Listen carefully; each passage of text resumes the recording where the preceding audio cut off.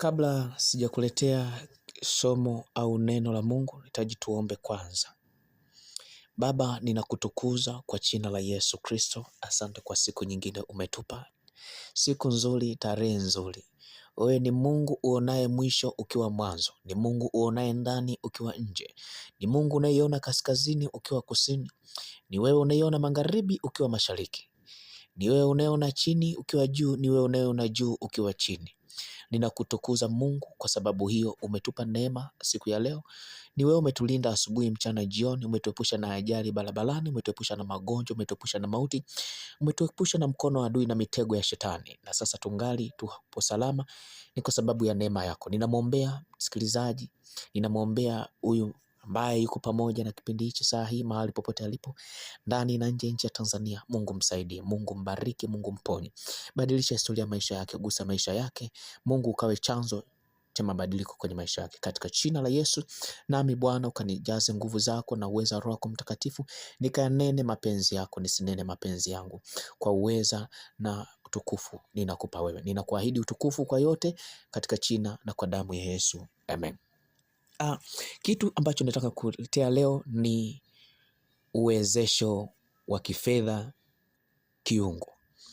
Uwezesho wa kifedha kiungu. Uwezesho wa kifedha kiungu kwa wana wa Mungu ni lazima. Uwezesho wa kifedha kiungu kwa wana wa Mungu ni lazima, kwa sababu mwana wa Mungu, ili uweze kuzihirisha uhalisia wa Mungu katika hii dunia, katika huu ulimwengu, lazima uwezeshwe kifedha. Lazima mbingu zipange bajeti, ziweke bajeti kukuwezesha wewe kifedha. Kwa nini? Kwa sababu maisha hayana upendeleo. Maisha hayana upendeleo, bali maisha huzingatia uwezo wa mtu. Maisha huzingatia uwezo wa mtu. Kwa hiyo tunahitajika kupewa uwezo wa kifedha. Maisha hayana upendeleo, bali maisha huzingatia uwezo wa mtu. Kiwango cha uwezo wako wa kumanage fedha ndio mpaka wa matokeo yako. Kiwango cha uwezo wako ulionao katika kudhibiti, kutunza, kubajeti fedha ndio mpaka ulionao kwenye uwezeshi wa kifedha. Huwezi kupewa zaidi ya uwezo wako. Huwezi kupewa zaidi ya uwezo wako. Huwezi kupewa fedha zaidi ya uwezo wako. Hauwezi kupewa fedha zaidi ya uwezo wako, kwa sababu uwezo ulionao ndani ndio unaamua upewe fedha au uwezo wako wa kifedha uwe vipi. Uwezo wako wa asili wa ndani ndio unaamua uwezo wako wa kifedha uweje. Uwezo wa kifedha unazingatia mtu uwezo wake. Tusome Mathayo 25 mstari wa 15. 25:15 inasema, mmoja akampa talanta 5, mwingine talanta 2, na mwingine talanta 1. Kila mmoja alipewa kwa kadiri ya uwezo wake, kisha akasafiri. Haleluya. Kwa hiyo hapa tunaona kwa nini hawa watu hawakupewa wote talanta 5? Kwa nini hawa watu hawakupewa wote talanta 2? Kwa nini hawa watu hawakupewa wote talanta 1? Walipewa tofauti kwa sababu kila mmoja alikuwa na uwezo wake. Uwezo ulio nao ndio unaamua kiwango gani cha uwezesho unahitaji. Kiwango gani cha uwezesho unahitaji. Wana wa Mungu, tuna mambo mengi ya kufanya, tuna ndoto nyingi, tuna miradi mikubwa, tuna makampuni, tuna mabiashara makubwa, tuna mavitu vinatokota ndani, kiasi ambacho vinahitaji tu uwezesho wa kifedha ili tuweze kudhihirisha kana kwamba sisi ni wana wa Mungu na tuna vitu vingi vya kufanya kuisaidia jamii. Kuna mtu yuko ana mambo mengi makubwa mazuri ambayo akiyafanya, yakidhihirishwa, yana uwezo mkubwa wa kusaidia jamii, kusaidia nchi. lakini kwa sababu ya kukosa uwezesho wa kifedha, hivyo vitu vipo ndani, hakuna hata kilichotimia.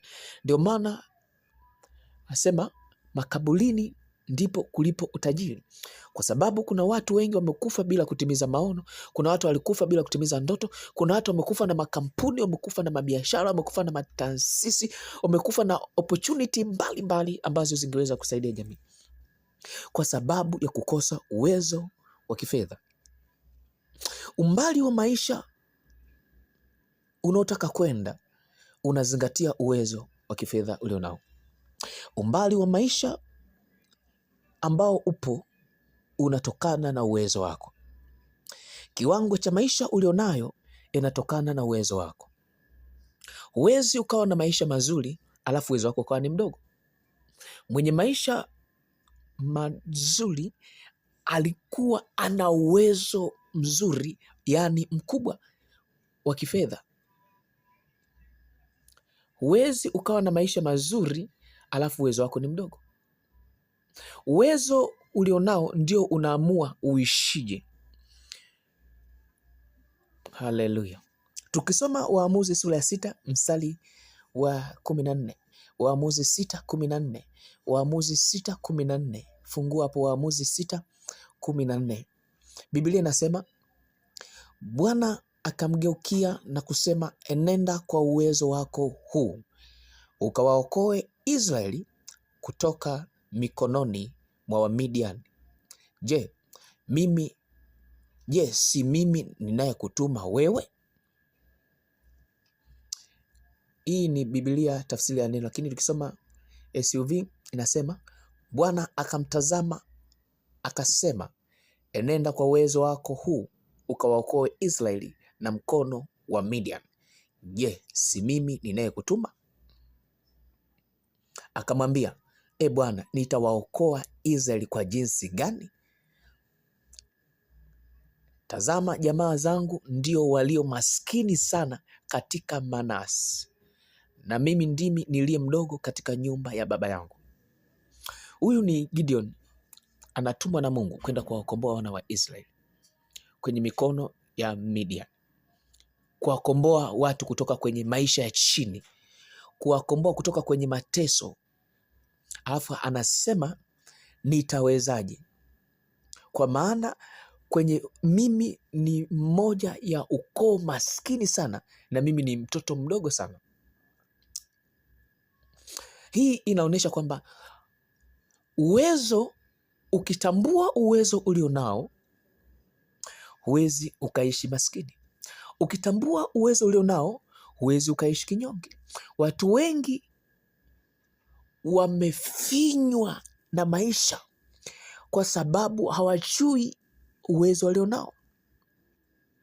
Laiti siku moja ungejua uwezo ambao Mungu amekuwekea ndani, usingeogopa.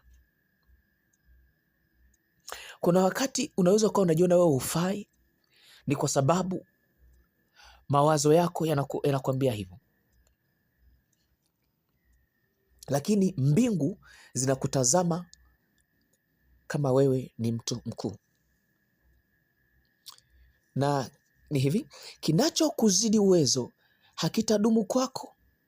Kinachokuzidi uwezo hakitadumu kwako. Kuongeza uwezo ni kigezo cha mafanikio. Kujiongezea uwezo ni kigezo cha mafanikio. Kujiongezea uwezo ni kigezo kikuu cha kufanikiwa. Hakuna aliyefanikiwa pasipo kutafuta uwezo.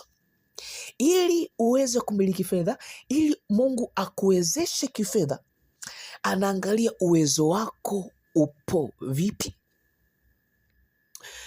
Unapopika chakula, unaweka maji size fulani. Akaja mgeni, unasema ngoja nikaongeze maji. Huwezi ukaongeza maji kwanza, unaangalia uwezo wa hiyo sefuria. Je, haya maji nitakayoongeza, hichi chakula kitakachokipika, hii sefuria itaivisha? Ndivyo ilivyo na Mungu. Hakupi kitu mpaka uwe na uwezo nacho. Kuongeza uwezo ni kigezo kikuu cha kufanikiwa. Kujiongezea uwezo ni kigezo cha kufanikiwa. Wengi waliotafuta uwezo ndio wengi waliofanikiwa. Mafanikio hayapo kwa watu maalum.